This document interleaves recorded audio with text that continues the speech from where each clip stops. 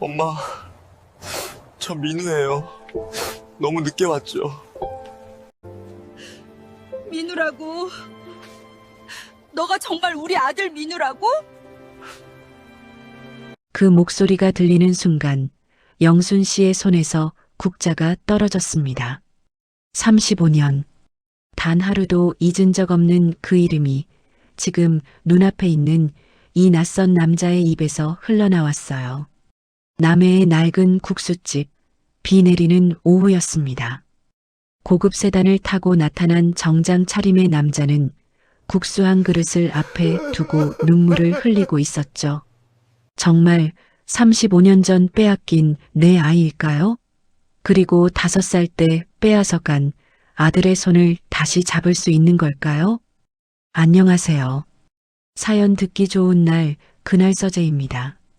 어디서 듣고 계시는지 댓글로 작성해 주시면 그곳으로 행운이 깃들길 기도드리겠습니다. 그리고 마음이 허락된다면 지금 구독과 좋아요 부탁드립니다. 그럼 지금 이야기를 시작합니다.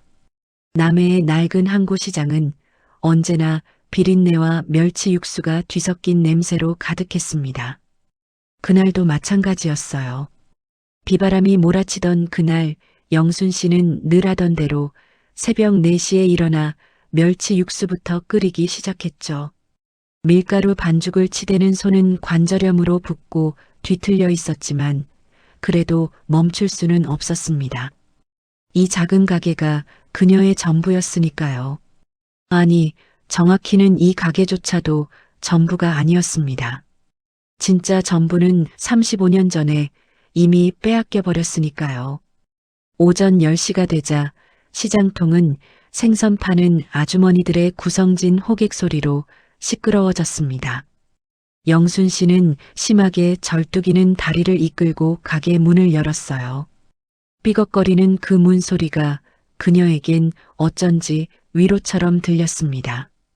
매일 같은 소리, 매일 같은 풍경, 매일 같은 고통. 그런데 그 반복이 오히려 그녀를 살게 했던 거예요. 허리를 한번 펴려고 할 때마다 찌릿하게 올라오는 통증에 그녀는 다시 한번 허리에 파스를 덧붙였습니다. 밀가루가 묻은 손으로요. 하얗게 가루가 묻은 그 손은 지난 세월을 견뎌낸 증거였죠. 그런데 그날 오후 이상한 일이 벌어졌습니다. 시장통에 어울리지 않는 검은색 세단 한 대가 천천히 들어오더니 영순 씨의 바다분식 앞에 멈춰 섰어요. 비를 맞으며 생선을 나르던 아주머니들도 좌판에 앉아 야채를 다듬던 할머니들도 모두 그 차를 쳐다봤습니다. 저런 차는 이 동네에선 보기 힘들었거든요. 차 문이 열리자 양복 입은 수행원 2명이 먼저 내려 큰 우산을 펼쳤고 그 우산 아래로 한 남자가 천천히 모습을 드러냈습니다. 깔끔한 정장에 반질반질 윤이 나는 구두를 신은 그 남자는 이곳의 흙바닥과는 완전히 다른 세상에서 온 사람처럼 보였어요. 남자는 수행원들에게 밖에서 기다리라는 손짓을 하고는 혼자서 가게 문을 밀고 들어왔습니다. 삐걱. 그 익숙한 문소리가 울렸지만 이상하게도 영순 씨의 가슴 속엔 낯선 떨림이 일었어요. 남자는 가게 안을 천천히 둘러봤습니다. 벽지는 오래전에 색이 바래 누렇게 변했고 메뉴판은 손때가 묻어 반질반질했죠. 테이블은 낡아서 다리가 흔들렸고 의자는 여기저기 테이프로 덧댄 자국이 선명했습니다. 남자의 눈빛이 복잡하게 흔들렸어요. 그 눈빛 속에는 그리움과 슬픔과 그리고 말로 설명할 수 없는 무언가가 뒤섞여 있었습니다. 어서 오세요. 뭘 드릴까요? 영순 씨가 물었을 때 남자는 한참 동안 메뉴판을 보다가 입을 열었습니다. 가장 따뜻한 칼국수 한 그릇 주세요. 파는 빼고요, 국물은. 진하게 부탁드립니다. 그 목소리는 떨리고 있었습니다. 영순 씨는 이상한 기분이 들었지만 곧 주방으로 들어가 국수를 삶기 시작했어요. 멸치와 다시마로 우려낸 육수는 이미 하루 종일 끓여서 진득하게 우러나 있었습니다. 그녀는 반죽해둔 밀가루를 밀대로 밀고 칼로 썰어 면을 만들었죠. 손놀림은 빠르고 익숙했지만 어쩐지 오늘따라 손이 더 떨렸습니다. 왜일까요? 자신도 알 수 없었어요. 양은 냄비에 국수를 담아 남자 앞에 내놓을 때 영순 씨는 그의 손을 보았습니다. 깨끗하고 가느다란 손이었지만 그 손은 미세하게 떨리고 있었어요. 남자는 젓가락을 들었습니다. 그리고 면을 하나 집어 올렸죠. 김이 모락모락 피어오르는 그 국수를 그는 한참 동안 바라보기만 했습니다. 마치 그게 국수가 아니라 다른 무엇인 것처럼요. 그러다 천천히 입으로 가져갔습니다. 한 입. 그 순간이었습니다. 남자의 손에 들린 젓가락이 공중에서 멈췄어요. 씹지도 못한 채 그는 그대로 굳어버렸습니다. 그리고 국물을 한 숟가락 떠서 입에 넣었을 때 그의 눈에서 눈물이 뚝 하고 떨어졌습니다. 처음엔 한 방울이었어요. 그런데 그 한 방울이 두 방울이 되고 곧 주체할 수 없는 눈물이 되어 뺨을 타고 흘러내렸습니다. 남자는 숟가락을 내려놓지도 못한 채 고개를 숙이고 어깨를 떨기 시작했죠. 소리 없이 흐느끼는 그 어깨는 무언가를 꾹꾹 눌러 참아온 사람의 것이었습니다. 영순 씨는 놀라서 그에게 다가갔습니다.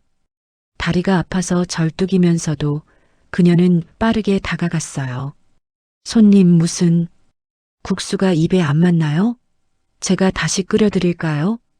그 말에 남자는 천천히 고개를 들었습니다. 눈물 범벅이 된 얼굴로요. 그리고 그는 그 자리에서 무릎을 꿇었습니다. 깨끗한 정장 바지가 가게 바닥에 물기에 젖는 것도 아랑곳하지 않고요. 남자는 떨리는 목소리로 간신히 말을 이었습니다. 엄마. 그 한마디에 영순 씨의 온몸이 얼어붙었습니다. 저 민우예요. 엄마. 너무 늦게 왔죠. 정말 너무 늦게 왔어요. 순간 세상이 멈춘 것 같았습니다. 영순 씨의 입에서 밀가루 묻은 손이 떨어지고 그녀의 눈도 순식간에 눈물로 가득 찼어요. 35년 동안 단 하루도 잊어본 적 없는 그 이름. 단 한순간도 그리워하지 않은 날이 없었던 그 얼굴.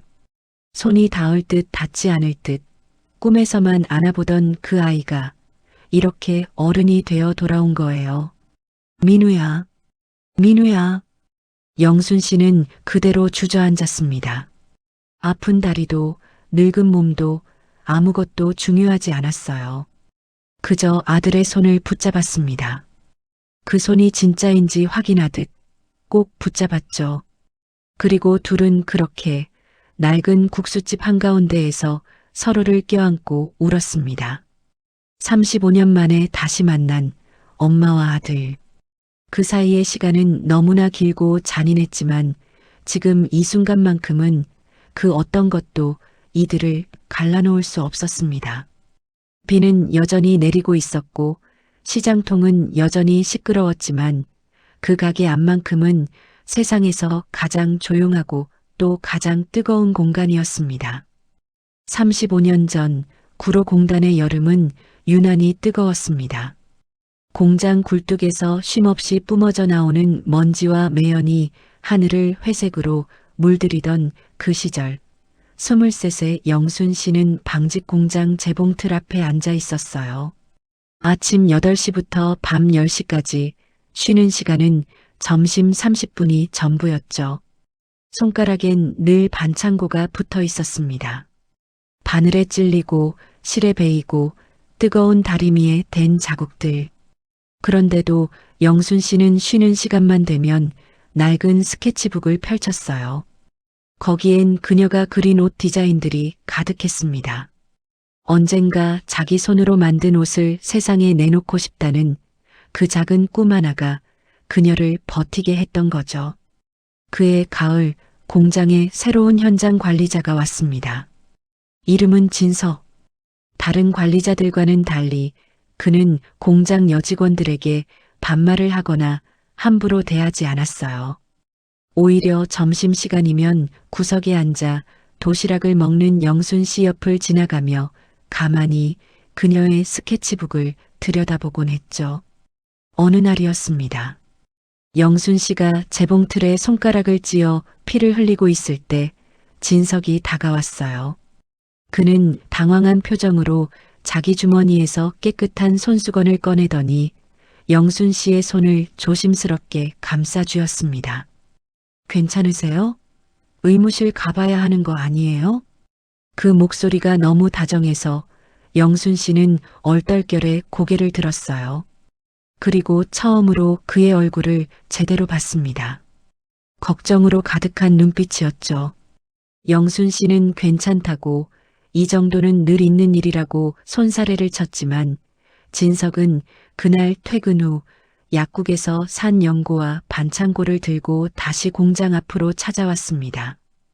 그렇게 둘의 인연은 시작됐어요.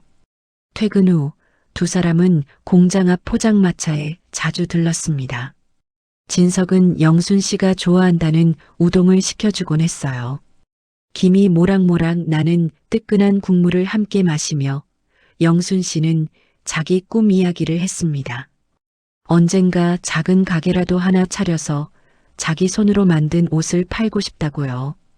그러면 진석은 그녀의 눈을 똑바로 보며 말했어요. 꼭 그렇게 되실 거예요.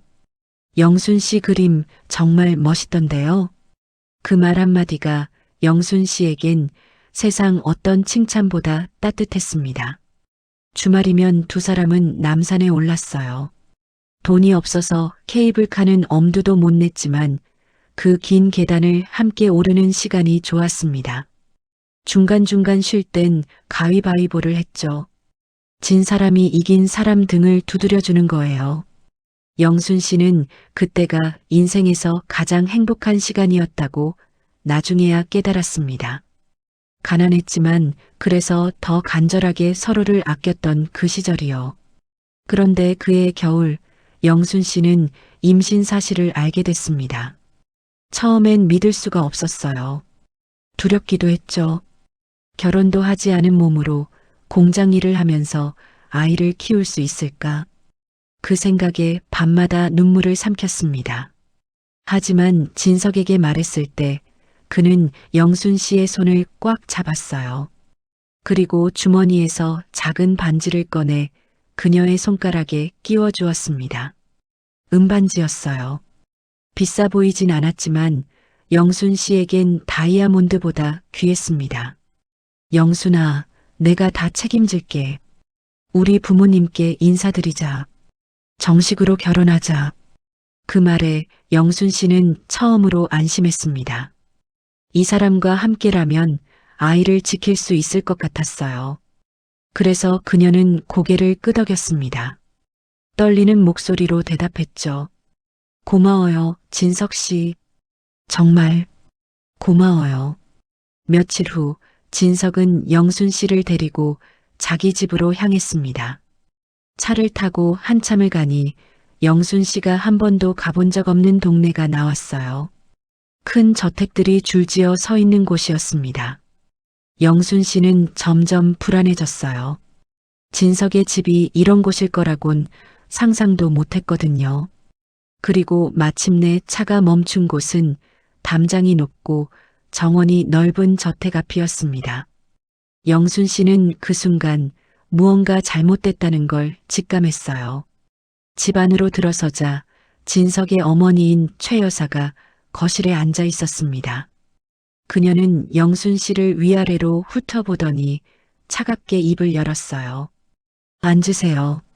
그 목소리엔 온기라곤 찾아볼 수 없었습니다. 진석이 어머니에게 영순 씨를 소개하려 했지만 최 여사는 손을 들어 그를 막았어요. 그리고는 진석에게 잠깐 서재로 가자고 했습니다. 둘이 나간 사이 영순 씨는 혼자 거실에 남겨졌죠. 넓고 으리으리한 그 공간에서 그녀는 자기가 너무나 작아 보였습니다. 얼마 후 최 여사가 혼자 돌아왔습니다. 진석은 보이지 않았어요. 최 여사는 영순 씨 앞에 서서 냉정하게 말했습니다. 아가씨, 우리 아들이 당신한테 뭐라고 했는지는 모르겠지만 결혼은 불가능해요. 우리 집안과 당신 집안은 너무 다르니까요. 그 말에 영순 씨의 가슴이 철렁 내려앉았습니다. 하지만 최 여사의 말은 거기서 끝나지 않았어요. 그녀는 테이블 위에 서류 몇 장을 던졌습니다. 영순 씨의 집안을 조사한 자료였죠. 아버지의 빚, 오빠의 전과 기록, 가족들의 학력까지 모든 게 낱낱이 적혀 있었습니다. 당신 같은 사람이 우리 집안에 들어올 순 없어요. 아이, 그것도 지울 수 있으니까 돈은 내가 줄 테니 알아서 하세요. 영순 씨는 그 순간 자기가 얼마나 순진했는지 깨달았습니다. 진석이 진심이었을지 몰라도 이 세상은 사랑만으론 되지 않는다는 거요. 그녀는 떨리는 손으로 서류를 집어들었습니다. 그리고 천천히 그걸 찢어버렸어요. 저는 돈이 필요해서 진석 씨를 만난 게 아니에요. 그리고 이 아이는 제가 지킬 거예요. 최 여사의 얼굴이 차갑게 굳었습니다. 그 눈빛 속엔 영순 씨가 이해할 수 없는 무언가가 들어 있었어요. 증오일까요? 아니면 경멸일까요? 영순 씨는 그 자리에서 일어났습니다. 그리고 다시는 이곳에 오지 않겠다고 마음속으로 다짐했죠. 하지만 그때 그녀는 몰랐습니다. 이게 끝이 아니라 시작이라는 걸요. 영순 씨가 진석의 집에서 나온 뒤로 진석이는 계속해서 그녀를 찾았습니다. 공장 앞에서 기다리기도 하고 쪽지를 남기기도 했죠. 하지만 영순 씨는 그를 만나지 않았어요. 최 여사의 차가운 눈빛이 그녀의 마음속에 깊은 상처로 남아 있었으니까요. 그래도 뱃속의 아이는 자라고 있었습니다. 영순 씨는 공장을 그만두고 작은 쪽방을 얻어 홀로 출산을 준비했어요. 진석이 보낸 편지들은 읽지도 않고 구겨서 버렸습니다. 그가 아무리 진심이라 해도 그 집안과 맞서 싸울 자신이 없었거든요. 그런데 그의 봄, 영순 씨의 배가 불러올 만큼 불러왔을 때였습니다. 공장 근처 슈퍼마켓에서 장을 보고 돌아오던 길이었어요. 갑자기 검은 승용차 한 대가 그녀 앞을 가로막았습니다. 차에서 내린 건 양복을 입은 사내 2명이었죠. 그들은 영순 씨에게 다짜고짜 차에 타라고 했어요. 영순 씨는 소리를 지르려 했지만 한 사람이 그녀의 입을 막았습니다. 만삭의 몸으로 저항할 힘은 없었어요. 그렇게 그녀는 차에 실려 어디론가 끌려갔습니다. 차는 한참을 달렸습니다. 도심을 벗어나 산길로 접어들었고 마침내 한적한 별장 앞에 멈췄어요. 영순 씨를 기다리고 있던 사람은 바로 최 여사였습니다. 그녀는 소파에 앉아 차를 마시고 있었죠. 마치 오랜 손님을 기다렸다는 듯이요. 영순 씨가 방으로 들어서자 최 여사는 천천히 찻잔을 내려놓았습니다. 앉지 그래요. 배가 그렇게 불렀는데 서 있으면 힘들잖아요. 하지만 그 목소리엔 배려가 아니라 조롱이 섞여 있었습니다. 영순 씨는 앉지 않고 그 자리에 서 있었어요. 최 여사는 한숨을 쉬더니 테이블 위에 두툼한 돈봉투 하나를 꺼내 놓았습니다. 내 아들은 곧 정략 결혼을 해요. 이미 다 정해진 일이에요. 당신이 아무리 버티고 그 아이를 낳는다 해도 우리 집안에 발 들릴 순 없어요. 그러니 이 돈 받고 쥐 죽은 듯 사라지세요. 최 여사는 그 돈봉투를 영순 씨의 불룩한 배 위에 던졌습니다. 마치 쓰레기를 던지듯이요. 영순 씨는 그 순간 온몸이 떨렸습니다. 분노 때문이기도 했지만 두려움 때문이기도 했어요. 하지만 그녀는 돈봉투를 집어들고 천천히 그걸 찢기 시작했습니다. 한 장, 2장, 10,000원짜리 지폐들이 바닥에 흩어졌죠. 돈은 필요 없습니다. 제 아이는 제가 지키겠습니다. 그 말에 최 여사의 얼굴이 차갑게 굳었습니다. 그녀는 자리에서 일어나 영순 씨에게 다가왔어요. 그리고 낮고 위협적인 목소리로 말했습니다. 그 아이가 태어나면 내 아들 앞길에 흠이 되어 세상엔 보이지 않게 사라지는 방법이 얼마든지 있다는 거 당신도 알죠? 없애버릴 수도 있어요. 지금이라도. 그 순간 영순 씨는 자기 배를 본능적으로 감싸쥐었습니다. 최 여사는 진심이었어요. 그녀의 눈빛 속엔 주저함이라곤 없었죠. 영순 씨는 그제야 깨달았습니다. 이건 단순한 협박이 아니라 정말로 위험한 상황이라는 거요.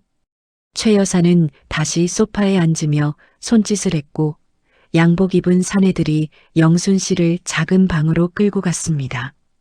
문이 잠겼어요. 창문엔 쇠창살이 달려 있었습니다. 영순 씨는 그날 밤 잠을 이룰 수가 없었습니다. 뱃속의 아이는 자꾸만 발길질을 했어요. 마치 엄마에게 살려달라고 말하는 것 같았습니다. 영순 씨는 배를 쓰다듬으며 작은 목소리로 속삭였죠. 미안해, 아가야. 엄마가 꼭 지켜줄게. 우리 꼭 살아남자. 이틀째 되던 날 밤 기회가 왔습니다. 감시하던 사내가 화장실에 간 사이 영순 씨는 방문이 살짝 열려 있는 걸 발견했어요. 그녀는 조심스럽게 문을 열고 복도로 나왔습니다. 심장이 터질 것처럼 뛰었지만 멈출 수 없었어요. 뒷문을 찾아 밖으로 나갔을 때 비가 내리고 있었습니다. 차가운 빗줄기가 온몸을 적셨지만 영순 씨는 산길을 따라 달렸어요. 아니, 달린다기보다 비틀거리며 걸었습니다. 만삭의 몸으로 뛸 수는 없었으니까요. 맨발이었습니다. 신발을 신을 겨를도 없었거든요. 돌부리에 발이 찢기고 가시덤불에 다리가 긁혔지만 영순 씨는 멈추지 않았어요. 뒤에서 누군가 쫓아오는 소리가 들리는 것 같았습니다. 실제론 아무도 없었지만 그녀의 귓가엔 계속 발소리가 들렸죠. 한참을 걷다 보니 작은 마을이 나왔습니다. 그곳에서 겨우 버스를 탔고 버스는 기차역으로 향했어요. 영순 씨는 가진 돈을 모두 털어 기차표를 샀습니다. 어디로 가는 기차인지도 몰랐어요. 그저 가장 멀리 가는 표를 샀을 뿐이었습니다. 기차는 밤새도록 달렸습니다. 영순 씨는 기차 안에서 배를 움켜쥐고 신음을 참았어요. 진통이 시작되고 있었던 거죠. 다음 날 아침 기차는 남해에 도착했습니다. 땅끝마을이라 불리는 그곳. 영순 씨는 기차에서 내려 쓰러질 듯 비틀거리며 근처 쪽방촌을 찾았어요. 겨우 작은 방 하나를 얻었고 그곳에서 홀로 아이를 낳았습니다. 산모 미역국도 없었습니다. 도와줄 사람도 없었어요. 영순 씨는 스스로 끓인 물로 탯줄을 자르고 낡은 이불로 아이를 감쌌습니다. 그렇게 태어난 아이가 민우였어요. 아이는 태어나자마자 울음을 터뜨렸습니다. 그 울음소리를 듣는 순간 영순 씨는 비로소 안도했어요. 살았구나. 우리 살아남았구나. 눈물이 흘러내렸지만 그건 슬픔의 눈물이 아니라 안도의 눈물이었습니다. 그날부터 영순 씨의 새로운 삶이 시작됐습니다. 남해의 작은 시장 한 구석에서 국수 장사를 시작한 거예요. 처음엔 손님이 없었습니다. 하지만 영순 씨의 국수는 맛있었어요. 멸치 육수를 정성껏 우려내고 밀가루 반죽을 손으로 치대어 만든 면은 쫄깃했죠. 서서히 단골 손님들이 생기기 시작했습니다. 그렇게 몇 년이 흘렀어요. 어린 민우는 엄마가 만든 국수를 세상에서 가장 맛있다고 했습니다. 5살 민우가 국물을 호호 불어 먹으며 엄지를 치켜 세우던 모습을 영순 씨는 지금도 선명하게 기억합니다. 엄마 국수가 최고야. 나 커서도 엄마 국수 먹을 거야. 그 말 한마디가 영순 씨에겐 세상 어떤 보석보다 귀했습니다. 가난했지만 행복했어요. 아들과 함께라면 무엇이든 할 수 있을 것 같았죠. 하지만 그 행복은 너무나 짧았습니다. 민우가 5살이 되던 해, 남해의 가을은 유난히 바람이 거셌습니다. 태풍이 온다는 예보가 있었지만 영순 씨는 가게 문을 닫을 수가 없었어요. 하루 벌어 하루 먹고 사는 형편이었으니까요. 그날도 새벽부터 멸치 육수를 끓이고 밀가루 반죽을 치대며 하루를 시작했습니다. 민우는 가게 한쪽 구석에 앉아 그림책을 보고 있었어요. 엄마가 일하는 모습을 지켜보는 게 민우의 일상이었죠. 가끔 손님이 없을 땐 엄마가 만들어준 작은 국수 한 그릇을 먹으며 행복해했습니다. 그런데 그날 오후 민우가 갑자기 엄마를 불렀어요. 창밖을 가리키며 불안한 목소리로 말했죠. 엄마, 저기 검은 차가 우리 가게 보고 있어요. 저 사람들 왜 저래요? 영순 씨는 고개를 들어 창밖을 봤습니다. 정말로 검은색 승용차 한 대가 가게 앞에 멈춰 서 있었어요.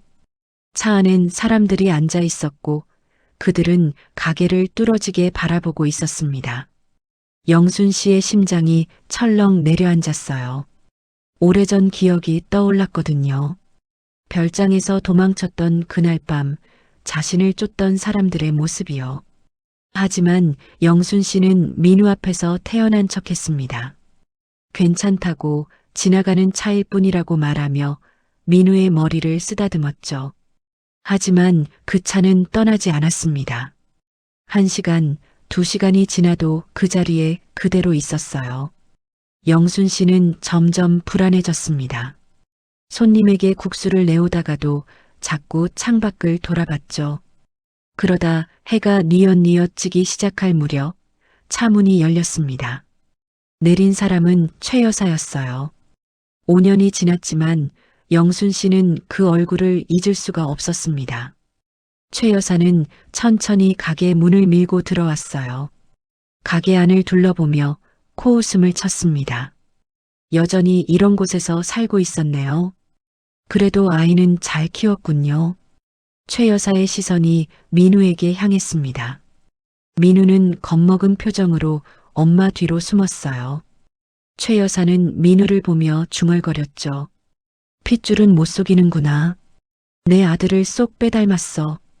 영순 씨는 본능적으로 민우를 끌어안았습니다.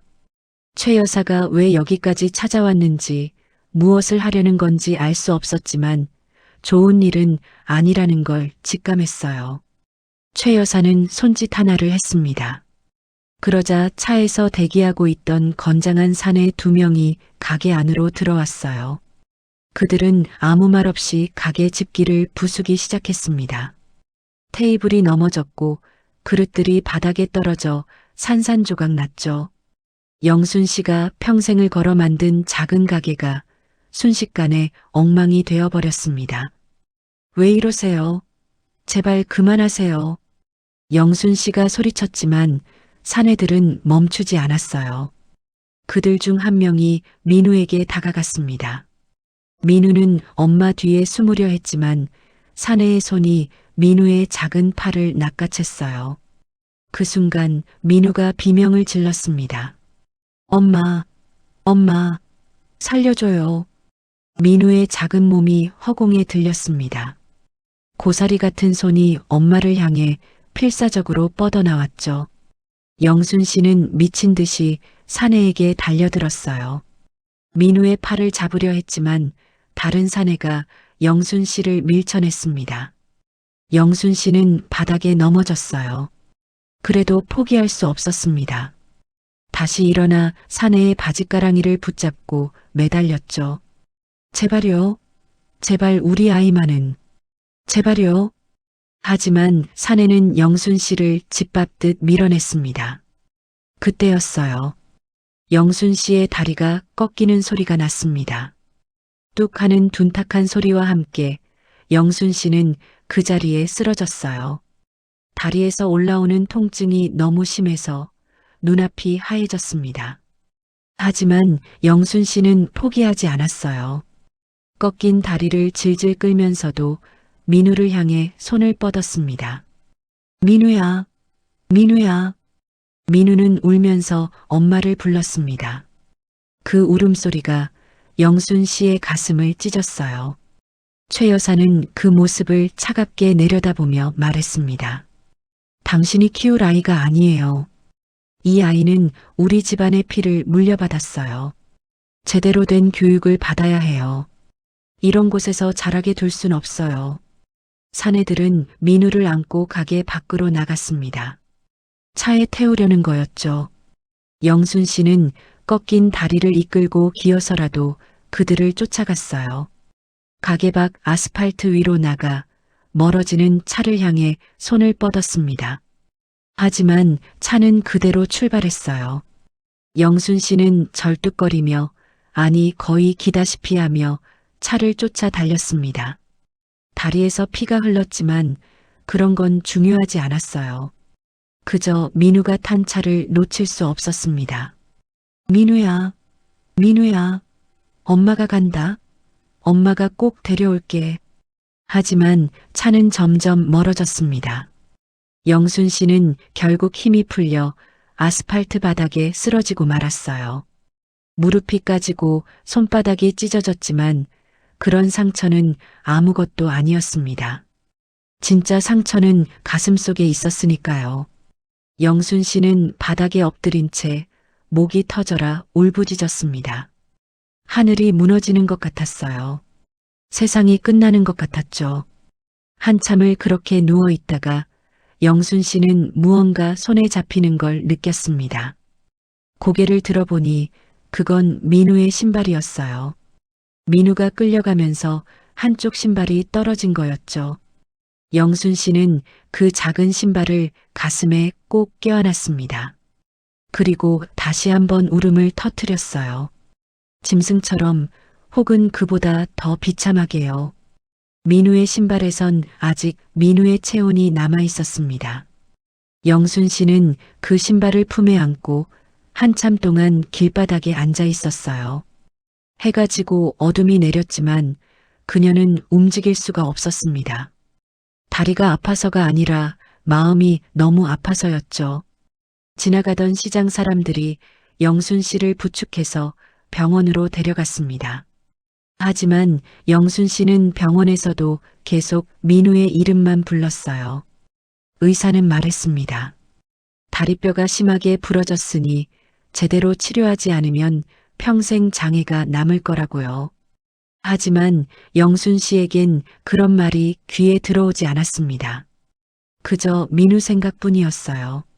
내 아이가 지금 어디 있는지, 무서워하고 있진 않은지, 엄마를 찾고 있진 않은지. 그 생각에 영순 씨는 밤새 잠을 이루지 못했습니다. 다음 날 아침 영순 씨는 병원을 나왔습니다. 다리엔 깁스를 하고 목발을 짚은 채였어요. 그리고 경찰서로 향했죠. 하지만 경찰은 도와줄 수 없다고 했습니다. 최 여사 측에서 이미 변호사를 통해 친권 행사라는 서류를 제출해둔 상태였거든요. 게다가 영순 씨와 진석은 법적으로 결혼한 사이도 아니었고 민우의 호적엔 아버지 이름이 올라가 있지 않았어요. 법적으로 영순 씨는 아무것도 할 수 없었습니다. 영순 씨는 그날 처음으로 깨달았습니다. 가난한 사람의 사랑은 이 세상에서 아무런 힘이 없다는 거요. 그리고 자신이 아무리 민우를 사랑해도 그 사랑만으론 아이를 지킬 수 없다는 거요. 그 깨달음이 영순 씨를 더욱 무너뜨렸습니다. 민우가 사라진 지 일주일 후 진석은 해외 출장에서 돌아왔습니다. 그는 아무것도 몰랐어요. 영순이 어디 있는지, 아이가 태어났는지조차 알지 못한 채 어머니가 정해준 일정대로 프랑스와 독일을 오가며 사업을 처리하고 있었죠. 하지만 집에 돌아온 그날 진석은 이상한 기운을 느꼈습니다. 어머니의 표정이 평소와 달랐거든요. 묘하게 긴장되어 있으면서도 어딘가 만족스러운 기색이 역력했어요. 어머니, 혹시 영순 씨 연락 받으셨어요? 제가 출장 가기 전에 편지를 남겼는데 답이 없어서요. 진석의 물음에 최 여사는 잠시 망설이다가 서재로 가더니 봉투 하나를 꺼내왔습니다. 그리고 그걸 진석에게 건넸어요. 봉투 안엔 편지 한 장이 들어 있었습니다. 영순의 필체로 쓰인 것처럼 보이는 편지였죠. 진석은 떨리는 손으로 그 편지를 펼쳤습니다. 진석 씨, 돈 많이 받아서 고마워요. 아이는 이미 처리했어요. 당신이 알아서 하세요. 저는 이제 새로운 삶을 살 거예요. 다시는 연락하지 마세요. 편지를 읽는 순간 진석의 손이 멈췄습니다. 심장이 얼어붙는 것 같았어요. 아니, 이건 영순이 쓴 게 아닐 거라고 진석은 애써 부정하려 했습니다. 하지만 최 여사는 차갑게 말했죠. 그 여자한테 돈을 줬어. 꽤 많이 줬지. 그랬더니 이렇게 편지를 남기고 사라졌더구나. 내가 그 여자를 잘못 봤던 거야. 진석은 고개를 저었습니다. 믿을 수 없었어요. 영수는 그런 사람이 아니었으니까요. 하지만 최 여사는 계속해서 말을 이었습니다. 영순이 돈을 받고 아이를 지웠다는 거짓말을 마치 진실인 것처럼 꾸며냈어요. 심지어 병원 영수증까지 위조해서 보여줬습니다. 진석은 그 모든 증거 앞에서 결국 무너지고 말았어요. 어머니, 정말 그랬습니까? 영순이가 정말 그랬단 말입니까? 최 여사는 고개를 끄덕였습니다. 그리고 진석의 어깨에 손을 올리며 말했죠. 이제 그 여자 일은 잊어라. 내 앞날을 위해서 정략 결혼을 받아들여야 해. 진석은 그날 밤 술을 마셨습니다. 한 병, 두 병, 셀 수 없을 만큼 마셨어요. 배신감이 가슴을 짓눌렀습니다. 자기가 사랑했던 사람이, 자기가 믿었던 사람이 결국 돈 때문에 자신을 떠났다는 생각에 미칠 것 같았죠. 하지만 진석은 몰랐습니다. 그 모든 게 어머니가 꾸민 거짓말이라는 걸요. 진짜 영수는 남의 어딘가에서 다리를 절며 아들을 그리워하고 있다는 걸요. 그렇게 몇 달이 흘렀습니다.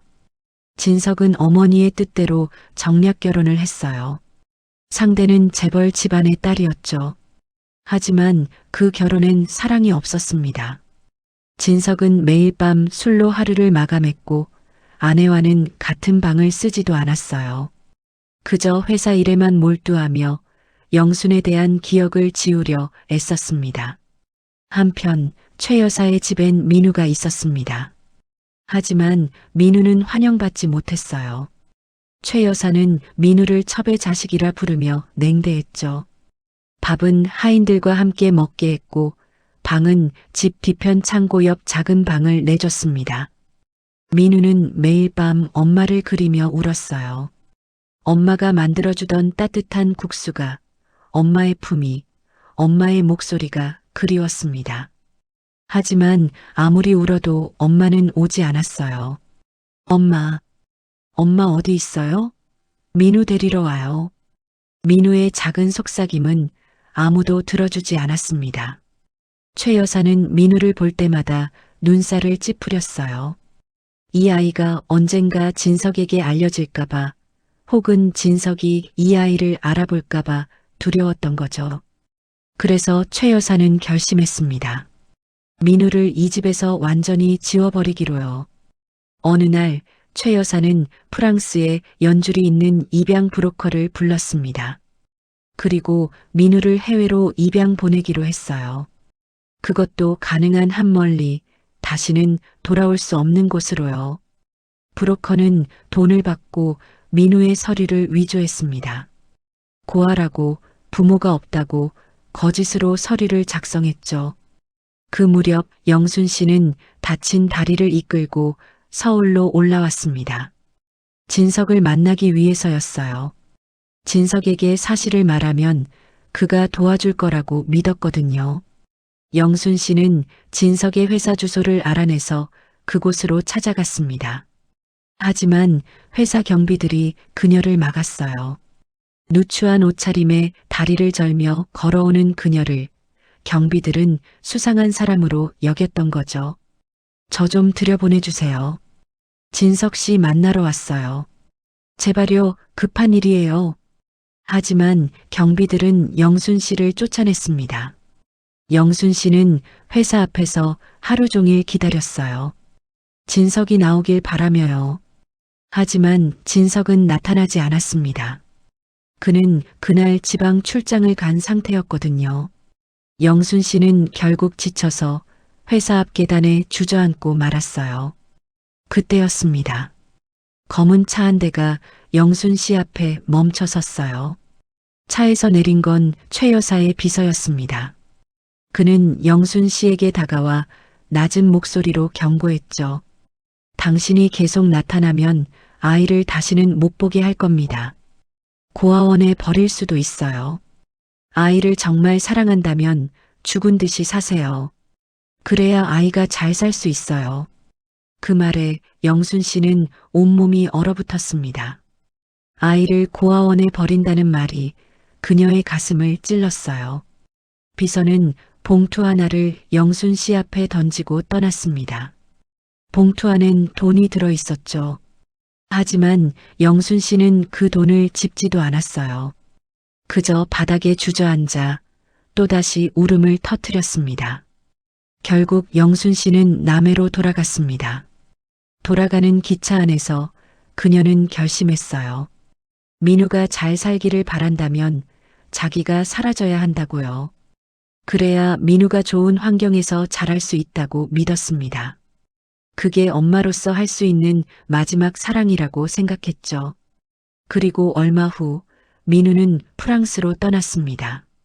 낯선 비행기에 낯선 사람들에 둘러싸여서요. 5살 민우는 무슨 일이 일어나는지 이해할 수 없었습니다. 그저 엄마가 보고 싶다고, 엄마한테 가고 싶다고 울부짖었죠. 하지만 아무도 그 울음을 들어주지 않았어요. 프랑스에 도착한 민우는 한 부유한 가정에 입양됐습니다. 하지만 그 가정은 민우를 사랑하지 않았어요. 그들은 단지 입양을 통해 세금 혜택을 받으려 했을 뿐이었죠. 양부모는 민우에게 차갑게 대했고 때로는 학대하기도 했습니다. 민우는 그 집에서 또다시 외로운 시간을 보냈어요. 하지만 민우는 잊지 않았습니다. 엄마가 만들어주던 국수 맛을요. 그 따뜻한 국물, 쫄깃한 면발, 그리고 엄마의 미소를요. 민우는 그 기억 하나로 버텼습니다. 그리고 언젠가 커서 엄마를 꼭 찾아가겠다고 다짐했죠. 그 다짐이 민우를 살게 했습니다. 30년이 흘렀습니다. 민우는 프랑스에서 자라며 요리를 배웠어요. 처음엔 그저 생존을 위해서였습니다. 양부모의 학대를 피해 주방으로 숨어들었고 그곳에서 요리를 시작했죠. 하지만 민우에겐 특별한 재능이 있었어요. 맛을 기억하는 능력이요. 특히 엄마가 만들어주던 그 국수 맛을 민우는 한 번도 잊은 적이 없었습니다. 그 맛을 재현하려고 애쓰면서 민우는 점점 요리에 빠져들었어요. 16이 되던 해 민우는 양부모의 집을 떠났습니다. 그리고 파리의 작은 레스토랑에서 견습생으로 일하기 시작했죠. 새벽 4시에 일어나 시장에서 재료를 손질하고 밤늦게까지 설거지를 하는 고된 나날이었지만 민우는 포기하지 않았어요. 엄마를 만나기 위해서라도 성공해야 한다고 다짐했습니다. 그렇게 10년이 흘렀고 민우는 30살에 자기 레스토랑을 열었어요. 그리고 불과 5년 만에 미슐랭 3스타를 받았습니다. 프랑스 최연소 기록이었죠. 사람들은 그를 제임스 강이라 불렀습니다. 민우는 프랑스 이름을 쓰면서도 성만큼은 한국식으로 남겨뒀어요. 자기 뿌리를 잊지 않기 위해서였습니다. 제임스는 유명해졌습니다. 세계 각국의 재벌들과 유명 인사들이 그의 레스토랑을 찾았고 그의 요리를 맛보기 위해 몇 달씩 예약을 기다렸죠. 하지만 제임스의 마음속엔 여전히 채워지지 않는 빈자리가 있었습니다. 엄마라는 이름의 빈자리요. 그러던 어느 날 제임스에게 제안이 하나 들어왔습니다. 한국의 한 대기업이 운영하는 호텔 체인과의 파트너십이었어요. 그 기업의 이름을 보는 순간 제임스의 심장이 요동쳤습니다. 진석그룹. 그건 아버지의 회사였으니까요. 제임스는 오래전부터 조사를 해왔어요. 자기 아버지가 누구인지, 할머니가 어떤 사람인지, 그리고 엄마에게 무슨 일이 있었는지요. 조각조각 흩어진 진실을 모으는데 수년이 걸렸지만 제임스는 마침내 모든 걸 알아냈습니다.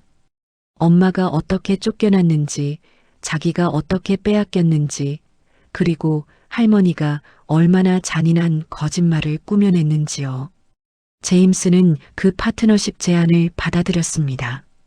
하지만 한 가지 조건을 달았어요. 계약 체결을 축하하는 만찬을 자기가 직접 요리하겠다고요. 진석그룹 측은 기꺼이 받아들였습니다. 세계적인 셰프가 직접 요리를 한다니 영광이라고 생각했죠. 만찬 날짜가 잡혔습니다. 그리고 그 자리엔 진석과 최 여사가 메인 게스트로 초대됐어요. 만찬 당일 호텔의 최고급 연회장은 화려하게 꾸며져 있었습니다. 수십 명의 사람들이 턱시도와 드레스를 입고 모여들었어요. 진석은 70대 중반의 노인이 되어 있었고 최 여사는 아흔을 바라보는 나이였습니다. 하지만 여전히 그녀의 눈빛엔 차가운 기운이 서려 있었죠.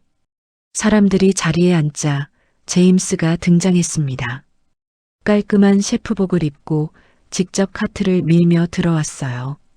사람들은 박수를 쳤습니다. 하지만 제임스가 카트 위에 올려놓은 음식을 보고 모두 당황했어요.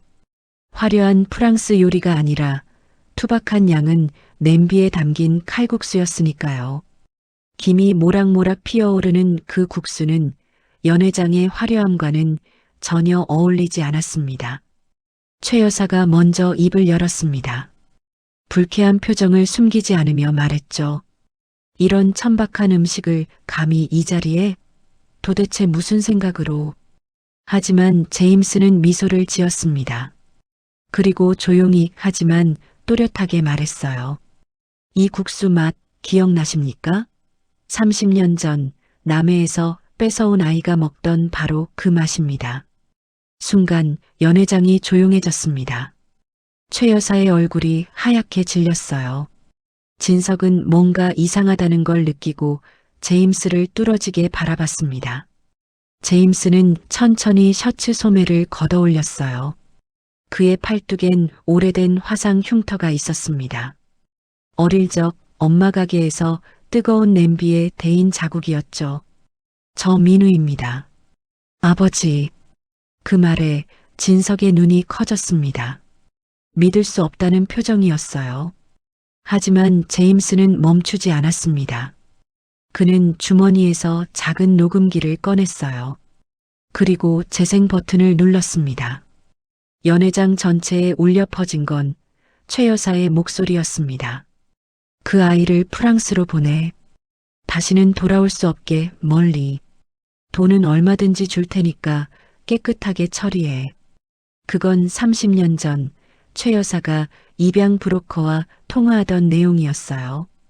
제임스는 몇 년에 걸쳐 그 브로커를 찾아냈고 그에게서 녹음 파일을 입수했던 겁니다. 녹음이 끝나자 진석은 최 여사를 돌아봤습니다. 그의 눈엔 배신감과 분노가 가득했어요. 어머니가 그랬습니까? 제 아들을, 제 핏줄을 그렇게 버렸단 말입니까? 최 여사는 아무 말도 하지 못했습니다. 그저 떨리는 손으로 의자를 붙잡고 있을 뿐이었죠. 진석은 자리에서 일어났어요. 그리고 제임스에게 다가가려 했지만 다리에 힘이 풀려 주저앉고 말았습니다. 민우야. 민우가 맞느냐? 정말 내가. 진석의 목소리는 떨렸습니다. 하지만 제임스는 차갑게 고개를 돌렸어요. 저한테 아버지라고 부를 자격 없으십니다. 당신은 피해자가 아니에요. 방관자였죠. 어머니가 뭘 했는지 알려고 하지도 않았잖아요. 제임스의 말에 진석은 할 말을 잃었습니다. 그건 사실이었으니까요. 진석은 최 여사가 내민 거짓말을 너무 쉽게 믿어버렸고 영순을 찾으려는 노력도 제대로 하지 않았어요. 그저 자기 상처에만 빠져서 진실을 외면했던 겁니다. 제임스는 연회장을 나가려 했습니다. 하지만 문 앞에서 한 번 멈춰 섰어요. 그리고 최 여사를 향해 마지막으로 말했습니다. 당신이 줬던 그 돈, 엄마는 한 푼도 쓰지 않으셨어요. 필요 없다고 하셨죠? 제 복수는 이겁니다. 당신이 평생 죄책감 속에서 사는 거요. 그 말을 남기고 제임스는 연회장을 나갔습니다. 뒤에서 진석이 그를 부르는 소리가 들렸지만 제임스는 돌아보지 않았어요. 그에겐 이제 할 일이 하나 남아 있었습니다. 엄마에게 돌아가는 것. 35년 만에 진짜로 엄마 곁으로 돌아가는 것이었죠. 연회장을 나온 제임스는 그 길로 남해로 향했습니다. 고급 세단에 몸을 싣고 밤새 달렸어요. 운전기사에게 쉬지 말고 가라고 했죠. 35년을 기다렸는데 단 하루도 더는 기다릴 수 없었습니다. 차창 밖으로 스쳐 지나가는 풍경을 보며 제임스는 어린 시절을 떠올렸어요.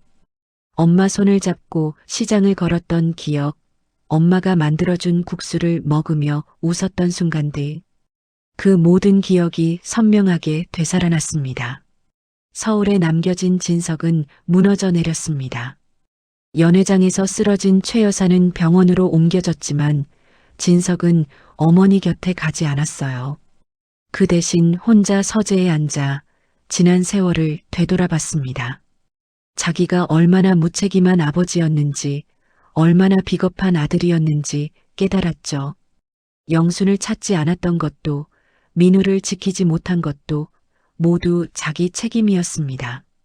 진석은 그날 밤 처음으로 영순에게 진심으로 사과하고 싶다는 마음이 들었어요. 하지만 그럴 자격이 있는지조차 확신할 수 없었습니다. 이틀 후 제임스는 엄마의 가게 앞에 도착했습니다. 가게는 여전히 그 자리에 있었어요. 낡고 초라했지만 제임스에겐 세상 어떤 레스토랑보다 소중한 곳이었습니다. 하지만 가게 문엔 임대문이라는 종이가 붙어 있었어요. 제임스는 가슴이 철렁 내려앉았습니다. 혹시 엄마에게 무슨 일이라도 생긴 건 아닐까? 너무 늦게 온 건 아닐까? 불안한 마음으로 주변 가게에 물어보니 영순 씨가 몸이 많이 안 좋아져서 가게를 정리했다는 이야기를 들었어요. 다행히 집은 가게 뒤편에 있다고 했습니다. 제임스는 뒷골목으로 돌아가 작은 집 문을 두드렸습니다. 한참을 기다리자 문이 천천히 열렸어요. 그리고 그곳엔 영순 씨가 서 있었습니다. 휠체어를 탄 채로요. 영순 씨는 제임스를 보더니 잠시 멍하니 바라봤어요. 그러다 천천히 떨리는 목소리로 물었습니다. 민우야, 정말 민우야? 제임스는 고개를 끄덕였습니다. 눈물이 차올랐지만 참으려 애썼어요. 하지만 영순 씨가 두 팔을 벌리는 순간 더 이상 참을 수가 없었습니다. 제임스는 엄마 품에 안겼어요. 35년 만에 다시 안기는 엄마의 품은 여전히 따뜻했습니다. 두 사람은 한참 동안 그렇게 껴안고 울었어요. 말이 필요 없었습니다. 그저 서로의 온기를 느끼는 것만으로 충분했죠. 엄마, 이제 제가 모시고 갈게요. 프랑스로 가요. 거기서 편하게 사세요. 제임스의 말에 영순 씨는 고개를 저었습니다. 그러더니 조용히 말했어요. 민우야, 엄마는 여기가 좋아. 여기서 너를 기다렸고 여기서 너를 그리워했으니까. 이 땅이 엄마한텐 전부야. 하지만 제임스는 포기하지 않았습니다. 엄마가 더 이상 힘든 일을 하지 않길 바랐거든요. 절뚝이는 다리로 멸치 육수를 끓이고 밀가루 반죽을 치대는 모습을 더 이상 보고 싶지 않았어요. 제임스는 엄마의 손을 잡고 간곡히 말했습니다. 엄마, 제발요. 엄마가 평생 저 때문에 고생하셨잖아요. 이젠 제가 엄마를 돌볼게요. 그게 제가 할 수 있는 유일한 효도예요. 영순 씨는 아들의 눈을 바라봤습니다. 그 눈엔 진심이 담겨 있었어요. 영순 씨는 결국 고개를 끄덕였습니다. 그리고 작은 목소리로 말했죠. 알았어, 민우야. 엄마가 따라갈게. 어디든 너와 함께라면 좋아. 그렇게 영순 씨는 생전 처음으로 여권을 만들었습니다. 사진을 찍을 때 영순 씨는 어색하게 웃었어요. 평생 한국을 벗어나 본 적 없는 그녀에게 비행기를 타고 외국으로 간다는 건 상상조차 할 수 없는 일이었습니다. 하지만 아들과 함께라면 무섭지 않았어요. 출국하는 날, 제임스는 엄마의 휠체어를 밀며 공항으로 향했습니다. 영순 씨는 공항의 높은 천장과 넓은 공간에 압도당했지만 아들이 곁에 있다는 사실이 든든했어요. 비행기에 오르기 전 영순 씨는 한 번 뒤를 돌아봤습니다. 자기가 평생 살았던 이 땅을, 자기가 민우를 낳고 키웠던 이곳을 마지막으로 바라봤죠. 그리고 작은 목소리로 중얼거렸습니다. 고마웠어, 이 땅아. 내가 힘들 때 품어줘서. 비행기는 이륙했습니다. 구름 위로 올라가자 영순 씨는 창밖을 내다봤어요. 하얀 구름 사이로 햇살이 쏟아지고 있었습니다. 아름다운 풍경이었죠. 영순 씨는 옆에 앉은 아들의 손을 꼭 잡았어요. 제임스도 엄마의 손을 꼭 잡아주었습니다. 그 손은 주름지고 거칠었지만 제임스에겐 세상에서 가장 소중한 손이었어요. 몇 달 후 프랑스 니스의 해변가에 작은 레스토랑 하나가 문을 열었습니다. 간판엔 MAMANS 누덜이라고 적혀 있었어요. 엄마의 국수라는 뜻이었죠. 레스토랑은 크지 않았지만 햇살이 잘 들어오는 예쁜 곳이었습니다. 주방에선 제임스가 요리를 했고 카운터에선 영순 씨가 손님을 맞았어요. 물론 휠체어를 타고 있었지만 영순 씨는 행복했습니다. 아들 곁에 있다는 것만으로도 충분했거든요. 어느 날 저녁 손님들이 모두 돌아가고 레스토랑이 조용해졌을 때 영순 씨는 아들을 불렀습니다.